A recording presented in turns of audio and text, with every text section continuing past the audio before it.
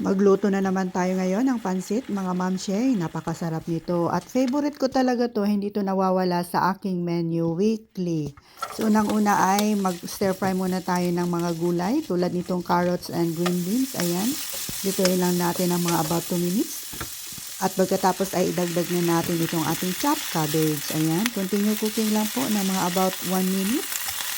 Ito po yung aking style sa pagluto ng pansit at pagkatapos ay hanguin muna natin at isang tabi dahil ilalagay naman natin ito mamaya sa ating pansit pag malapit na maluto. So gamit pa din itong isang wok, maglagay lang ng about 1 tablespoon of oil, ayan. And then magigisa tayo ng bawang. At pagkatapos ay isunod na din itong sibuyas. So ipagpatuloy lang po ang paggisa ng mga about 1 minute. At pagkatapos ay ilalagay na natin itong ating chicken. Yung hiniwa-hiwa natin maliliit na chicken thighs, boneless chicken thighs. Ayan. Titimplahan lang natin ng konting patis at saka paminta. At ipagpatuloy lang po ang paggisa hanggat sa maging mag-light brown na po. At pag lumabas na po yung kanyang natural oil, ay saka naman tayo maglalagay ng soy sauce. So, mga about 1 and 1/2 tablespoon of soy sauce po yung nilagay natin. At ibuhos na din itong tubig. 1 and 1/4 cups of water po yung nilagay natin dito. Lalagyan din natin ng oyster sauce, konti lang. Pampalasa.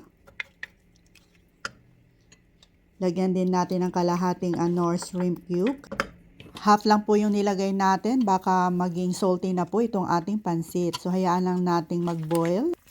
At isunod na natin ilagay itong ating Hokkien noodles or yung pansit Mickey.